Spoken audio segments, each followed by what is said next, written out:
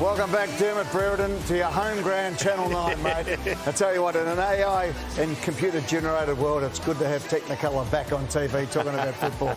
Welcome aboard. Cal Twomey, welcome to you, buddy. And, of course, James Hurd. Eddie, great to be here. Right, Cal, we've brought you in as the Gun News reporter. And right off the bat, you've got an exclusive about my club, the Collingwood Football Club. What's going on? Let's do it, Ed, because Collingwood made a massive move over the pre-season. So this relates to its salary cap and its ability to attract the best players in the competition this year. So over the next 2 years, Collingwood, guys, was due to pay $700,000 to Brodie Grundy. He hasn't been paying there since 2022, of course. So they were due to pay that over 2 years, split it up over 2 years. They got ahead of this. They paid it last year. That's now put them into a position where they can go and attack the best in the competition. Last year they had room to do it. Now they've opened up this window of money and they are being super aggressive. It's tactical, it's smart, and they've got ahead of it. Anyone else?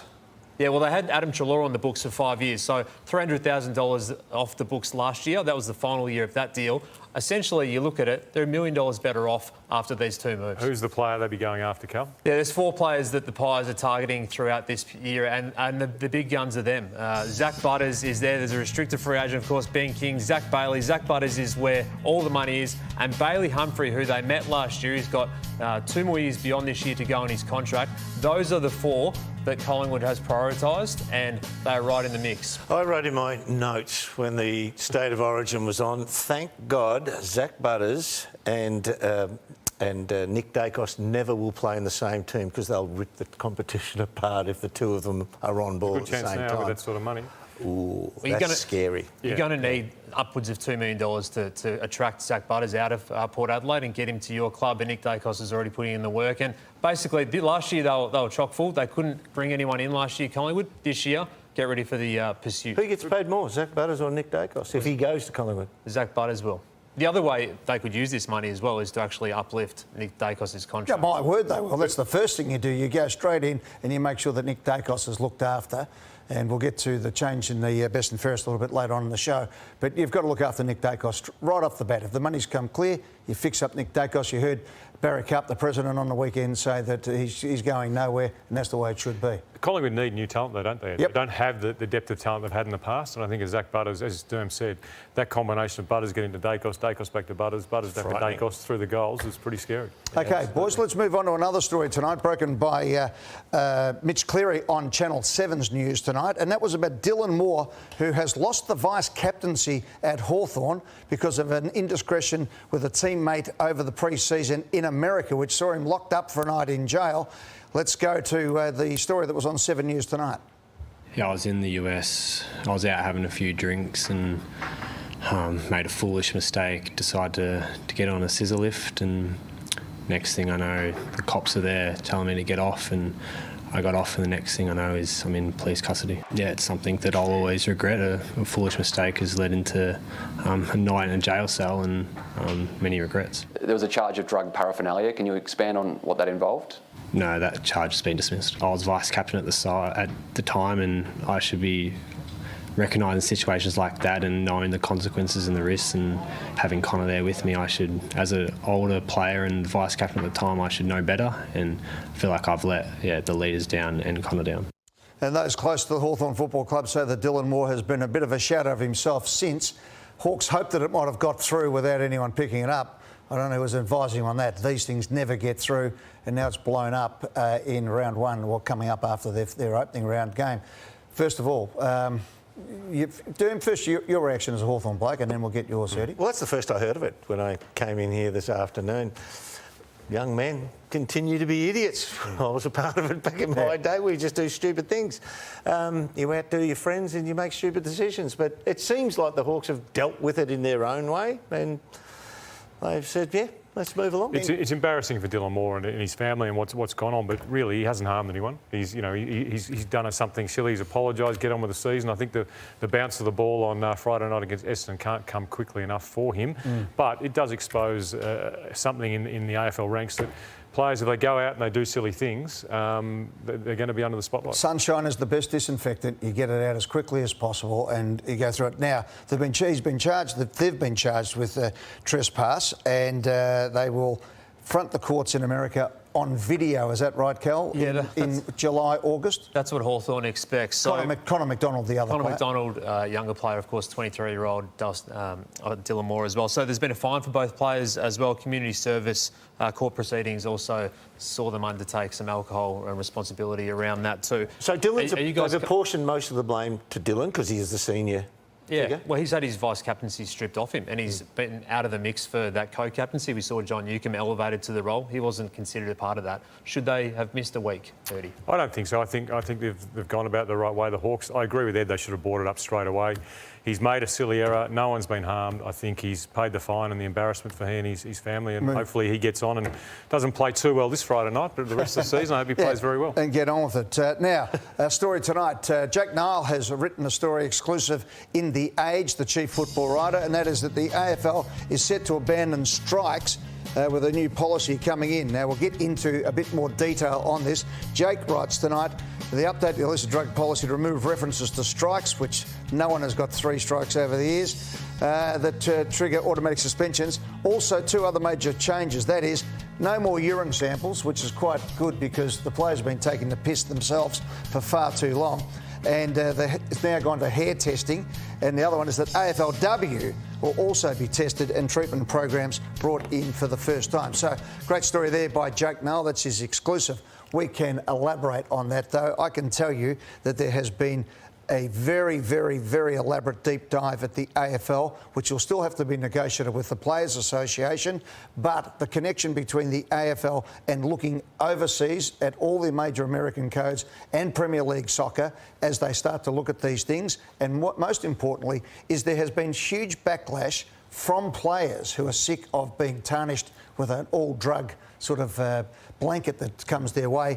But the other one, which is the most significant one, is that there is a lot of pushback from clubs, from supporters and members for players who are getting paid up to $1 million a year not to play football because of drug indiscretions, and that some of these drug indiscretions are being covered by a catch-all. So, Ed, there's no one more passionate in the game than you about stamping drugs out and the lack of accountability of this current drugs code. Yep. Have you had anything to do with what's happened now, and what's your involvement been? Because every time we come in here on a Tuesday night, I reckon there's a 20-minute, I wouldn't say tirade, but there's a monologue from you about how bad this drug code is. Well, the situation is this. It's been in play, Cal, for 20 years. They adjusted it 10 years ago. The numbers are off the charts. And now, Derm, you and I are talking about this about being a societal issue. So take all the shame out of it, is what we're saying. And what we need to do, I believe, is get to a position where a player, if they are tested, hair tested, which means that's a lot more stringent, if they come up, then they have to be rehabilitated. It's not punished. It's really lean into the medical side of things, but you can't play because illicit drugs are generally performance-enhancing drugs as well. Now, if you get caught on match day, you get 4 years. And we've seen players, run the gauntlet far too much, and it is now not helping players. We are losing players. It is a scourge in our community. I know it's become a lot more accepted, doesn't make it any better. And Cal, only recently the AFL have announced there was a number of indiscretions regarding gaming last year. So if there's 2 things in life at the moment with the organised crime that is hitting the world and including our society that we should be going hard on, it is gambling, corruption and drugs. And nefarious activities and those who are in charge of them all. Because, Derm, it's not like the old days at the Metro with you and I. These days they're offshore and they don't mind knocking you. There's an arson attack in a shop every other night in Melbourne these days. It's pretty dangerous for young blokes to get themselves involved. So society has, over recent times, have moved to a stance where they said this is an illness. It is not illegal activity as such. It's an illness, so we have to protect these people. Will this new set of rules, under your understanding, are we in line with some of the organisations around the world, sporting bodies, or is it more punitive? Well, interestingly, the NFL is both. It actually looks after the players, but it is punitive. And that's what they do. So their idea is if you've got a drug problem, we're going to get the drug problem. We're not going to help you get around the drug problem. We're going to solve the drug problem. Because you're big on that too, because obviously knowing you incredibly well. You're big on the fact that you believe that the current stance helps players to get around it, circumnavigate the rules, and then come around the other side and get to play again without any repercussions. And I'm fearful for the competition that in 10 years' time we're going to have a bigger class action than concussion, as players say, you knew I had a drug problem, all you cared about was getting me out to play. Yeah, you said you were helping me, but now I'm completely cast. And, you know, that's not unknown in sports for players to get into drugs and completely ruin their lives. Kel? Does the circle need to be wider at Clubland? The people who know about the positive stress? Well, I think, going back to Dermot's point, Kel, is if we're all going to be grown-ups, right, we know that there's drug problems, right? Families have drug problems. We all have relatives or friends or people we love who have drug problems. So let's be cool about it. But at the same time, let's not pretend that there's no drug problem in the AFL or society. There is. So let's be adult about it and go about the best way to help people go through, not shame them. I'm saying don't rub them out for 4 weeks as a suspension. It's you have to have at least a month to get yourself right. So, for the understanding of the person who's sitting out there, right, so what does this mean now? Well, what am I looking at? My favourite player is out there this weekend. What does it mean for him? What am I going to be nothing. seeing? All you've seen is what Jake Knowles reported that's coming in. I've extrapolated out to what's been discussed as well, so we're a fair way ahead of the play, Okay. and that hasn't even gone to the clubs. Are they discussing players that are put out for reasons, maybe they're taking drugs, maybe it's mental health, it disguises mental health, but they're actually being paid? I mean, that to me is the area that clubs really have to kick up and say, if a player has got a drug problem, you know, it's being talked about as mental health, they're not being played, but they're being paid.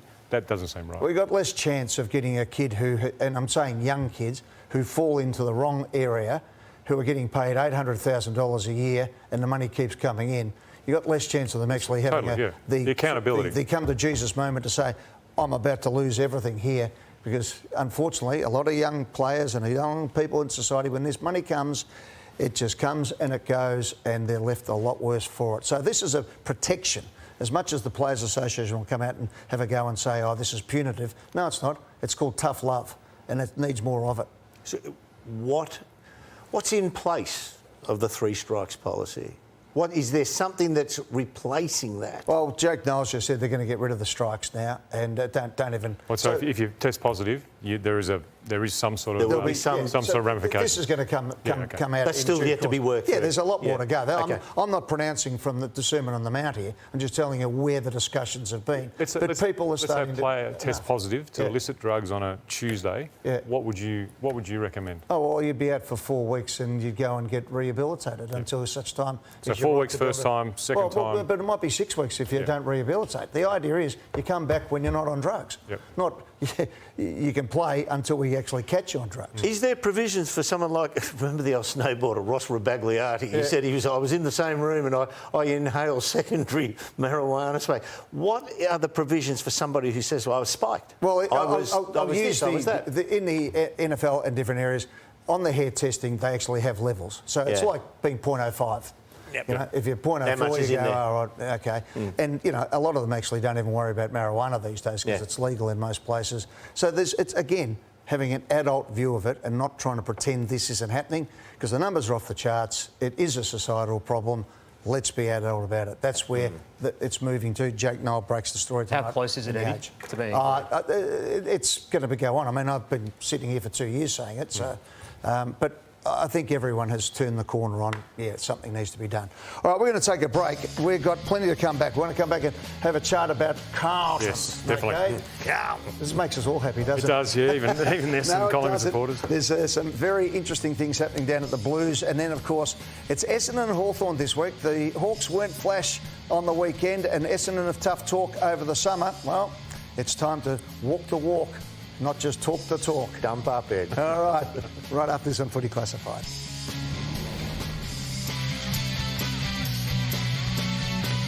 Welcome back to Footy Classified. Good opening break just to get ourselves off and running for season 2026. Do you need one? Did you need a good opener, Ed? It's good. We're up and going. It's magnificent. Right. A good story down at Carlton has developed, and that is, of course, the Sam Gorringe and the Sam Doherty situation. Yeah. Kel, you're in the media more these days. You're hands-on at AFL.com. What's been the feeling amongst the group? Because there's 2 parts to this. It's Gorringe coming out and having a real crack at Gerard Whateley and old man media, as he calls it, which has got a few noses out of joint. And then there is the actual what Sam Doherty actually had to say about Carlton, and subsequently he's been stopped from going to the Carlton President's Dinner this week. Yeah, which Damien Barrett reported at this desk last night, which was the story that kept on the story, wasn't it? This one maintained the storyline across the past couple of days. I've been interested in the take from modern media versus old media, the crash-through attempts that Dan Gorringe and his team like to take. Question to you guys, though, like, how would you have played it from within a club, Eddie? Because... Can I, just before I do that, let's play what Vossi had to say today when he was asked. I didn't give it a hell of a lot of thought. It probably only just, I guess, people keep asking me about, last year's best and fairest speech, and culturally we defeat ourselves. I just felt that was an example of that. For us to have a productive conversation, I think we all need to know that we're not going to get mixed between the old and the new. We're new, and that's the way we're going forward. And not only that, but Adam Simpson, who works part-time as a consultant at Carlton these days, he had this to say on SEN today. I know it might not have aired the way he would have liked it, but if that's what the locker room was like last year, it's a good thing he's not there now. If that's his opinion, and that's, because you can't help but recruit, doesn't matter how good or bad a leader you are, if you're talking like that within the four walls, it's going to ooze out to other players. And then it undermines what you're trying to do. So getting that separated was an important piece, and I suspect he wasn't the only one with those thoughts.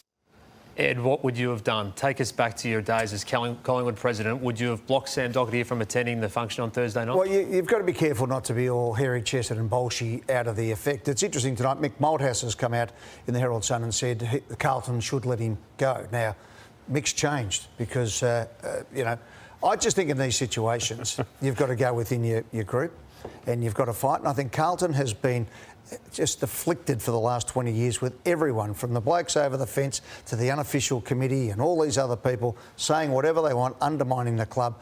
But you can't have Doherty come in if you've got Vossi's wife there and all this, and then him standing and all these other people coming around. It fractures the club. You mean if he came into a luncheon or something into like lunch, that? Into an official invitation.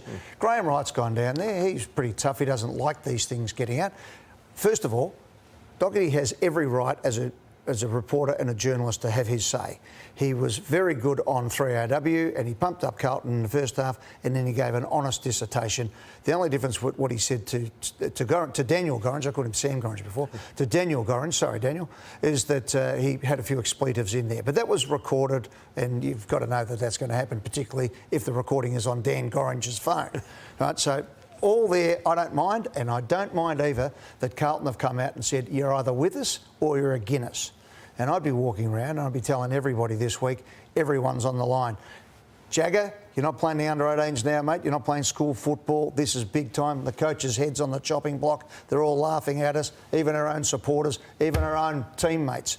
Old captains are going after us. This is the week, so come out and we're going to win the next three. Otherwise, they might not have to worry about it. He can come down and be the coach. They need to circle the wagons, Carlton, and definitely get around their coach. I mean, you talk about Mick Malthouse. If Mick Malthouse or Kevin Sheedy heard that, they'd be throwing them out of the footy club, and you wouldn't be allowed back. Yeah, but the question, I think Mick's enjoying it because it's Carlton. It's Carlton, exactly. He wants to get back at Carlton. But the question is, was he right? Was he right in his analysis? I mean, everyone's talking about should he have said it, shouldn't he have said it, shouldn't he have left a message? But is he right? Is that an accurate statement about the way the Carlton Football Club have been playing? And I slightly disagree with Adam Simpson. If I'm a player and I don't agree with the way the coach is playing, you don't talk around the locker room, Doom, you don't snipe, but you've got every right to go... You'd bring it out. You've got every right to go to the coach and say, you? I'd go to Sheeds and say, Sheeds, the way we're playing, we're just not sure. Talk us through why we're playing that way. And I think that's frustration from Sam coming out over the last couple of years. Because it hasn't been pointed yet whether Sam Doherty was actually espousing these opinions last year in the room or not. You'd like to think that he was professional enough that he never, as Simo said, gave those little behind-the-walls locker room type of oozing out of that. You'd like to think he was professional enough that he didn't speak in that tone. And now that he's on the other side, flip side, he can say it. And he's got heartfelt feeling for the club. And the other side issue to this is Dan Gorringe. No matter what way you look at it, Dan Gorringe is part of the tapestry of AFL football, and there are thousands of young people who follow football because of Dan Garinge. He's part of the tapestry. He's just got a different way of going about it. I don't think anyone's done anything wrong. I'm just enjoying watching the reaction to what happens. But I tell you what... Because it's Carlton? No, just in general. It is. It's old media, new media. I mean, the old media, what, do you reckon they haven't been sniping at each other for 1,000 years? Now, I want you two guys to up and over there and you do the deep dive. You can be Sam Doherty. You can be Daniel Gorringe over there. Used to be Dermot Orange once upon a time. But get over there and tell us what's wrong with Carlton, OK? It's time for Coach's Corner. Get over there, Jim. Spiralling and punching down towards Brereton. Can't take it with the one hand. Grant supplying the opposition, but Brereton gets clear. Is this going to give Hawthorn the lead? Bullet! Hurry! Hurry!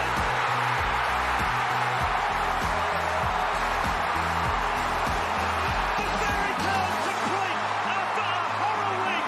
James Hearn, you are a genius. Like, it's a privilege to be here at Coach's Corner with the great Dermot Brereton. We want to go through whether Sam Doherty was right in what he said. Sam had some pretty poignant statements that I think everyone's seen, Derm, over the weekend. And really what he's saying here is that unless Carlton win the contest and are good in the contest, they can't win a game of football because they can't defend as well as other teams. They can't attack as well as other teams when the ground is open. Well, let's go back to the Sydney Swans. The first half of the game against Sydney at the SCG on the weekend, Derm, I thought Carlton were very, very good in the contest, particularly at the first centre bounce. Well, the thing was, eyes forward. So you see Zachy Williams here. Last year might have come wide on that, but he comes straight up the middle. Yeah, and look, that's a fantastic entry. Get it in deep, take a mark. Great way to start the game. Again, outnumbered by Carlton. They're looking to get the ball out by hand. They kick it forward. Maybe not to a great spot it can bounce out, but they're outnumbering the Sydney Swans, outworking, and they get a nice little chip for goal. That's the good of Carlton. Now, that was after half-time. Yeah, after half-time it really changed. Have a look at this edit here. No method by the Carlton players, all going to 3 players to 1 Sydney Swans. Sydney Swans on the outside. Look what happens. Quick handball, quick kick forward, and we look at Goulden coming through out of that centre bounce to get the next one. That is elite running by the Sydney Swans and elite work within the contest that Carlton in the second half weren't able to do. Well, you just saw that Isaac Heaney exited right-hand side of screen. And so once they clear it, once the Carlton players were absorbed into the centre, they couldn't chase outwards. The leg speed isn't there to chase someone like Heaney. Absolutely. And so the contest, they lost that after half-time. So at the moment, Sam Doherty seems to be on the right path. They couldn't defend either in that second half. They really couldn't defend the Sydney Swans ball movement, particularly when Goulden got the ball. If you have a look at this, is a very simple kick out. Campbell Cheshire is a player all the way up here, should have defended the front. And watch Harry McGuire not going with Goulden through the middle of the ground, open the whole ground up. The Lizard getting back behind Walsh and Moyer. Walsh and Moyer not turning their heads to see what's going in the back. That's really poor team defence. And I think it's by Carlton systematic of, I just think they ran out of puff too. The Carlton Football Club didn't seem to keep up with the Sydney legs. No, they didn't. But the thing is, what they do is they handle the ball in the second half as well. They tried to get through spaces where there wasn't any space. But you have a look at this as well. This is low intensity match-up, man-up. So low in its intensity. Have a look at Brodie Grundy, who... He's got time. Now, Big Pitto is not the best mover in the world, but that ain't forcing him into an error. So they had so much. I mean, Rampy's This is horrible team defence. I mean, there's no indication that you want to pick up a man. No, well, they basically, you hit it on the head. So much petrol is spent by being hard at the coalface in the first half. They lose their ability to cover the ground in the second half, and especially against a team like Sydney, who can move the ball so well, pinpoint targets, and are able to get the ball travelling at pace. Yeah, and that's not AFL standard in terms of the way they defend. That was almost like a captain's run where there's 18 players trying to take the ball down the ground against 6 coaches defending in the old days, which is not great defending.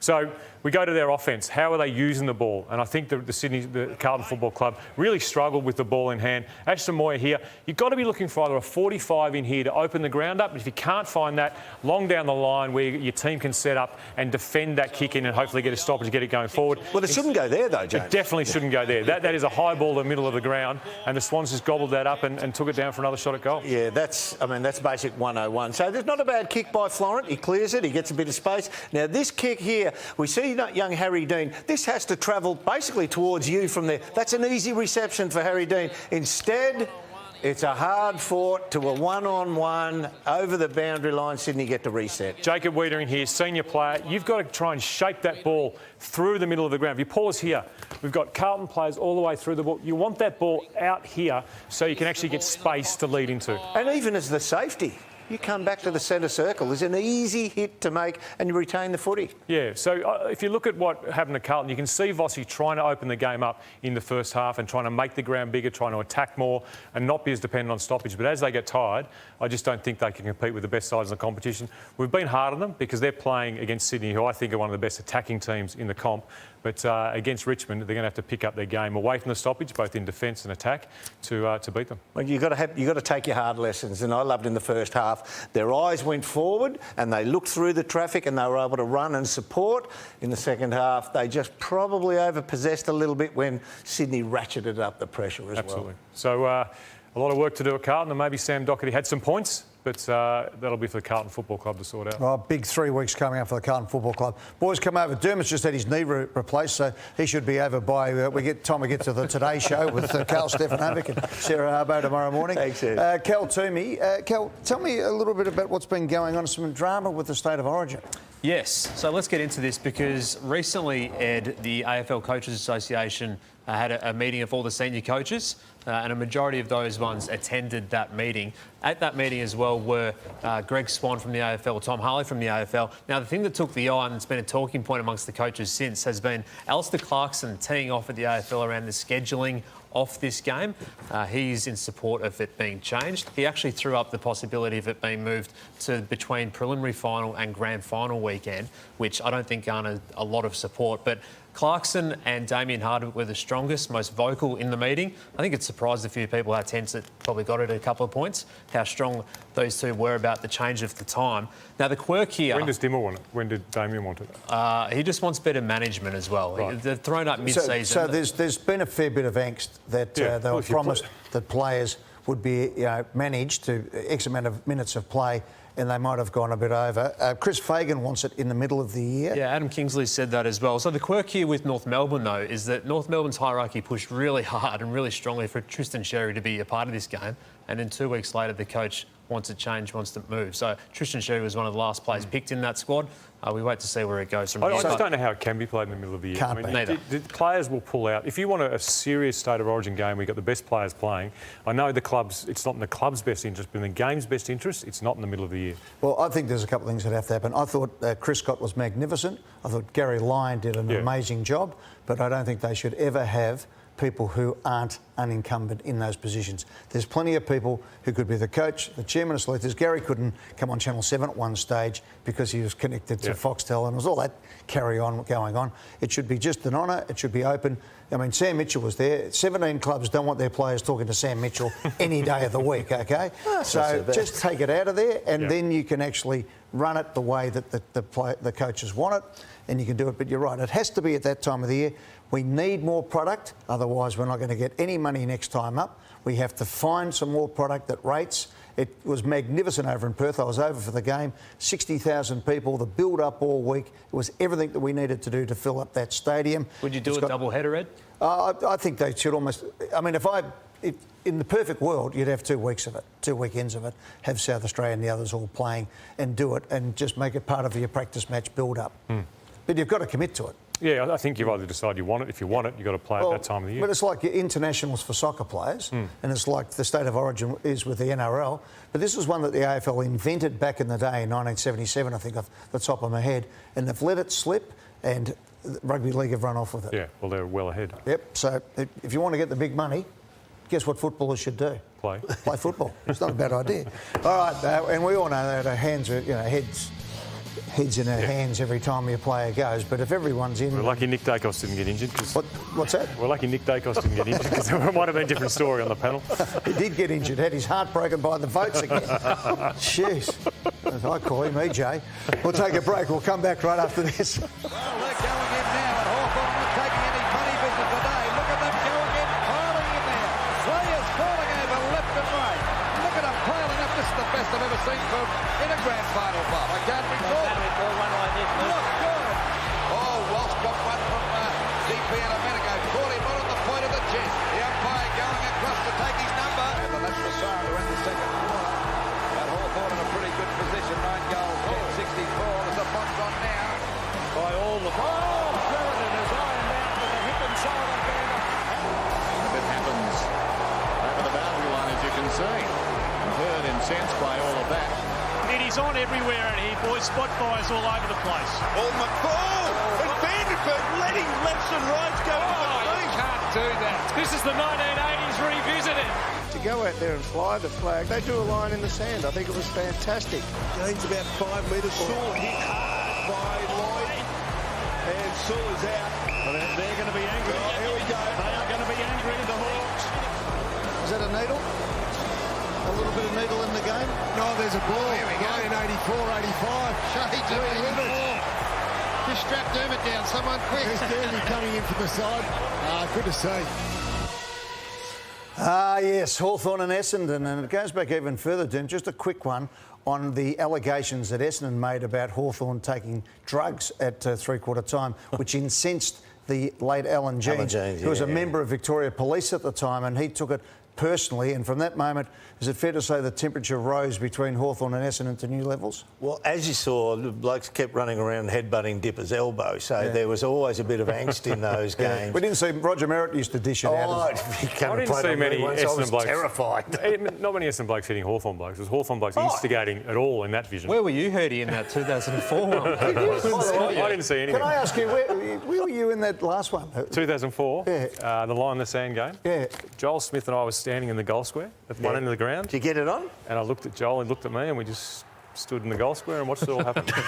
There was 34 guys in that fight and 2 blokes in the goal square. So, good spot to be. I left myself well out of that one. But when I got to Essendon in 1991, there was a general hatred of Hawthorn at the club. Like, it wasn't fake, it wasn't, it wasn't made up in any way. It was genuine hatred by the supporters and by the players. And if Dermot Brereton's name was mentioned in my grandfather's house, you had your mouth washed out and you'd be kicked out. Yeah. He's the reason I hate Hawthorn. This bloke here. This bloke here? This bloke here, absolutely. Really? Yeah. That's what I'm a good bloke. You broke hearts and you broke jaws. Yeah. But don't forget, Oh, no, you're a good bloke. don't forget in those days, though, I mean, Harvey, Bomber Thompson, but Duckworth, Roger Merritt. Angels. You know, Angels, some pretty heavy-duty fire. Cameron Clayton. Cameron Clayton. Terrifying. Jeez, he was an assassin. What about the day you ran through the huddle? Let's forget that, Ed. Let's move along. There it is. And that's umpire Clayton. Yeah, I stopped Piggy Dunstall getting his 100th goal. This is the angriest I think I've ever been in life. Yeah. And truly, they just happened to be in the way. And just jogged through and got to the other side. Whitty joins up with me again. Brother Wits, there he is, Chris Whitman. And Joycey came out.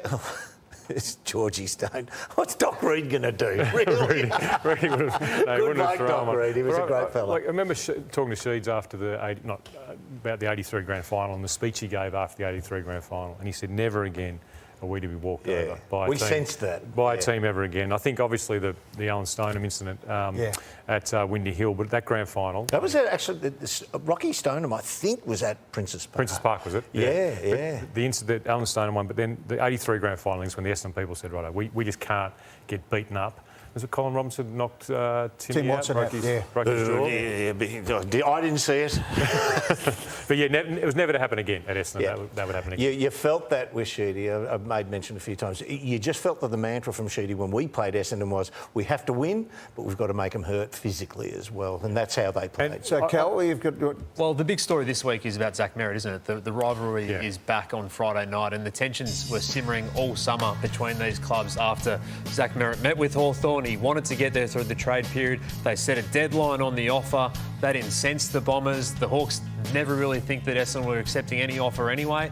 Have you spoken to Zach about how to handle this year? I know you caught up with him last year as a captain's group. I've spoken to Zach a few times over the period since the off-season, also a couple of weeks ago, and I think it's very difficult for Zach. You know, how does he fit into the club, not being captain when he was captain? But my advice to him totally was you just got to go and be the best player you can possibly be so that people remember you for your football, not about what happened in October. Now, I think he was pretty rocked by the negative publicity he received and the negativity, even from some of his teammates coming out, I think really hurt him. But in terms of what he has to do this year, I think you'll see a very, very good player wanting to show the public how good he is. President Andrew Welsh has taken a tough stand, and last night Brad Scott was on AFL 360. He didn't take a backward step either.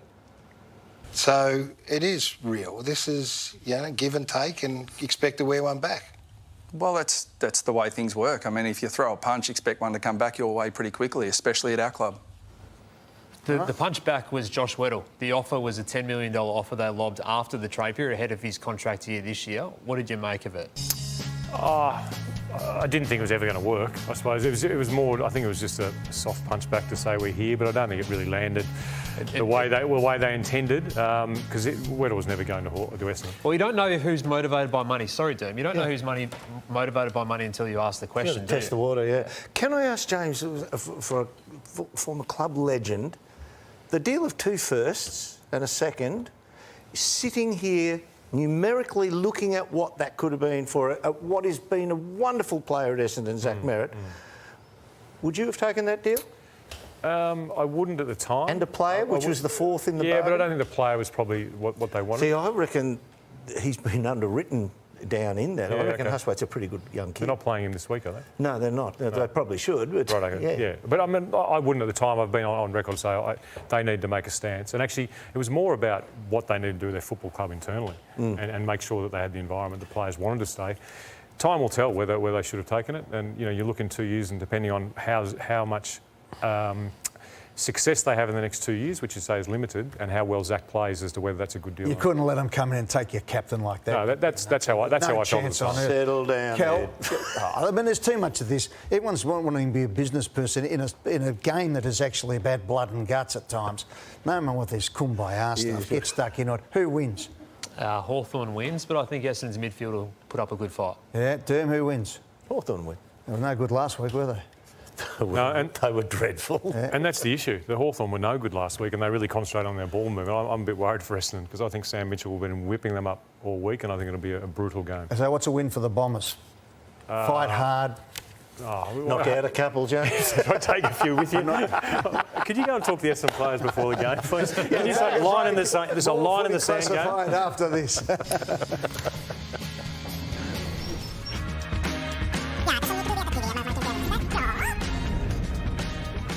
Thanks to Hyundai. Kel Twomey, over to you. It's news or noise time, and we may as well start with you, Derm, because a little bit earlier the tribunal upheld the suspensions to Harris Andrews 3 weeks and Darcy Gardner 1 week. So news or noise, the tribunal got it right. That tribunal nailed it. In years gone by, they've let this slide. We can't put out our best players in week 1 for something which we can argue out.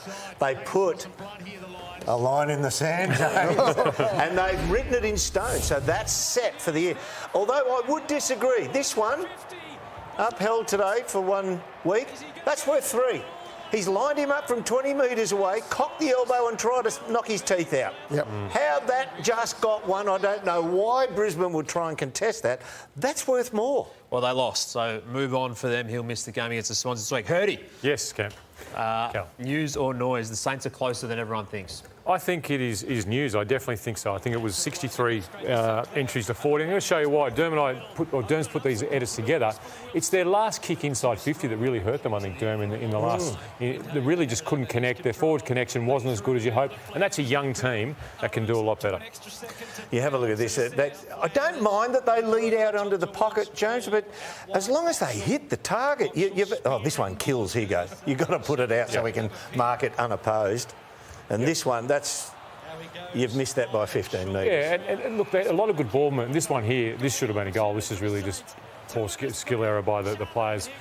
Sharman forward of the ball. But I thought the way they moved the ball up to sort of the centre of the ground and just before, they should have had another 4 or 5 goals and potentially won that game. So I think a lot of their game is in good order. Naz will play better than what he did on the weekend. He'll learn to have the tag and they'll use the ball better. Right, over to you, Ed. This one's news or noise. The Pies have made a Nick Dacos-centred call with the BNF change. Take us through it. How's this actually going to work? That is noise. Noise, not news? That is noise. No, because, well, what it is they've actually worked it last year it didn't work out. The best player in the team didn't win the best and fairest. Nothing against Darcy Cameron, who had a sensational year, followed up again with his magnificent performance in State of Origin and in round one. However, I think what's happened is they used to give 4 votes for the best player, and there could be other players, 3 or 4 players getting 3 votes. There wasn't enough gap. So I think what they've done is they've just expanded it out so that if you have a look at the Brownlow, for example, you kick 16 goals in a game, you get 3 votes.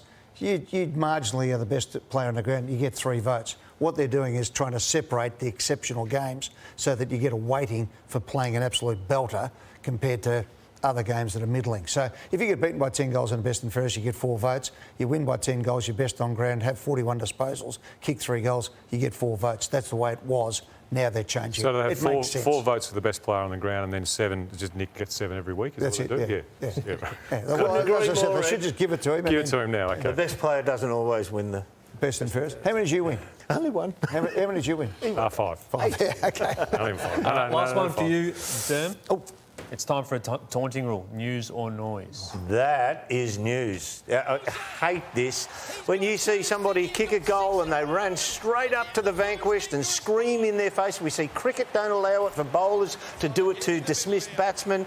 NFL don't allow over celebrating, especially in the end zone. So many players do it. Sydney Swans have got quite a few culprits. And all they're trying to do is elicit a response so they get pushed over. But if you don't get that free kick, all it stands to do is make a melee. Yeah. I hate seeing melees. There's somebody who didn't mind it. It means that you can't whack anybody back these days to square up. You know what it is? It's the most demonstrative form of bullying that you show to young kids. I hate it. Well, that happens in juniors. They should have a taunting rule, absolutely. Forget everything else. Just bring that in day one. So am I hearing it right? You don't like people creating melees, and players are getting more weeks than they should for suspension. That's right. Right. Okay. The world turns upside down. I think they've replaced more than his knee in that. I think they have. Hey, now, Derm, I've got one for you. Oh, no. I've got one for you, buddy. Is it good to be back at Channel 9, the house that Derm built? Okay. Roll the videotape because I reckon it is. There he is. Have a look at him there. The night that you went into that was at house. Molly's house. Yeah. Yeah. Oh, no, this turned half ugly. He wouldn't go away, this bloke. Yeah. Give him... This was down at Crown, and he came back for 4ths. Bang! Was he taunting? He was taunting. And then, oh, no, stop it. There he is. Oh, come on. That was God. Say goodbye to your knee. Oh, no. Hey, Sam's. Hey, good luck to Sammy. He's been a bit ill. Yeah, Sam had a stroke. Not that night, thank God. What's the time? That's all right. That was news or noise. Thanks to Hyundai, maybe for the last time. But anyway, doing big things in the biggest game. Hyundai, thank you very much for your patronage. Doing big things in the biggest game. Oh, ladies and gentlemen, I want to get this out because I don't want to muck this up at all because we invented the Player of the Year award and gave away the magnificent Lexus last year. This year, our new friends, thanks to all the team at FijiAirways.com. How about this for a prize? And by the way, the magnificent planes they've got now, they've got the Airbuses going. But you will fly from wherever you live in Australia if you win this award.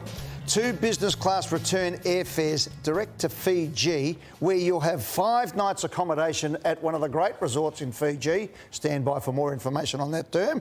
And then you'll get back on the Air Fiji because they fly direct to Vancouver, San Francisco, LA or Dallas, and you can have the trip of a lifetime over in the United States and then come back home as well. And drop in and see Footy Classified being filmed live in Fiji. Is that right? Now that you mention it to me, what a good idea. I knew you. I like the boy. It is absolutely sensational. So, hey, by the way, if you do want to go over, at the moment, return trips at the moment for $619 from the Gold Coast return, $669 from Adelaide, Cairns, Sydney, Brisbane and Melbourne return to Fiji at the moment. I'd say that again, $669 return. It's unbelievable. And it is great. And by the way, the happiest airline in the sky. Bulla Bulla.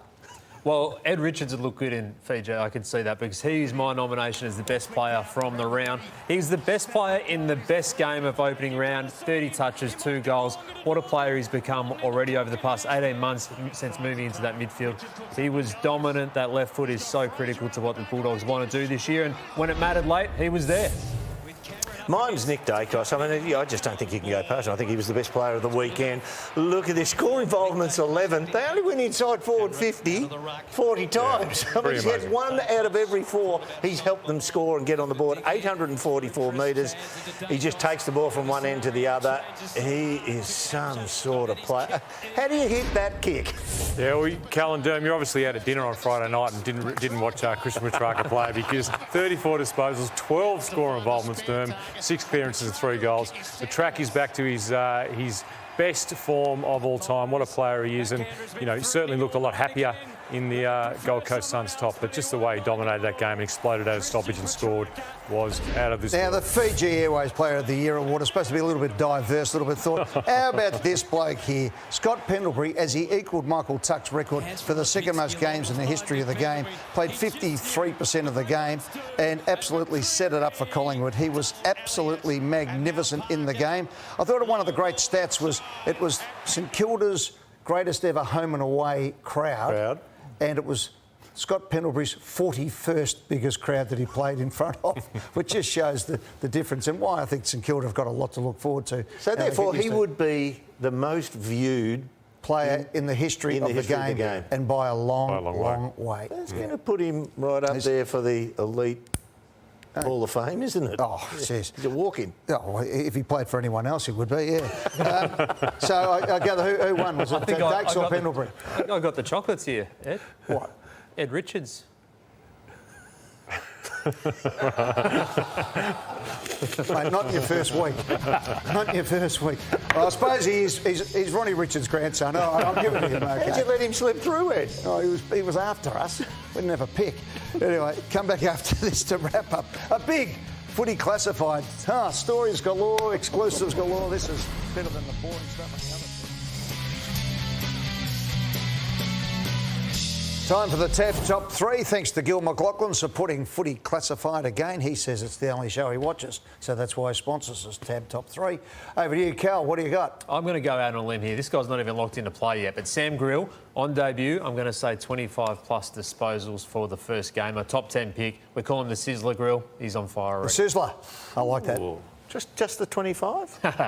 Well, the Tigers don't tag, Ed, for me, so Jagger Smith, 40-plus. You reckon young Jagger? Oh, they don't tag. I reckon he will run all night. He's one of the Carlton blokes who can run. He'll get 40-plus. All right, Hurdy? Yeah, look, I think Vossi pulled the new game plan out against the wrong team, against the Swans. I think against Richmond they can kick 100 points and crack a win. I know 100's not great for some teams, but for the Blues, it's a good marker to see how they're going. Cal, welcome aboard, mate. It's been great to have you. I know you've been on the show plenty of times, but on full-time this year.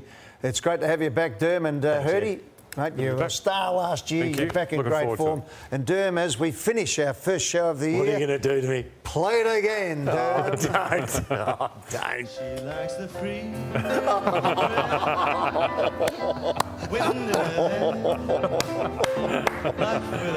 Oh, what were you thinking? She's broke and it's so hates California. That's Sully. Is it a New Year's Eve? No. That's why the lady. That's why the lady. That's why the lady is a tramp. You win some, you lose more. For free and confidential support, call the number on the screen or visit the website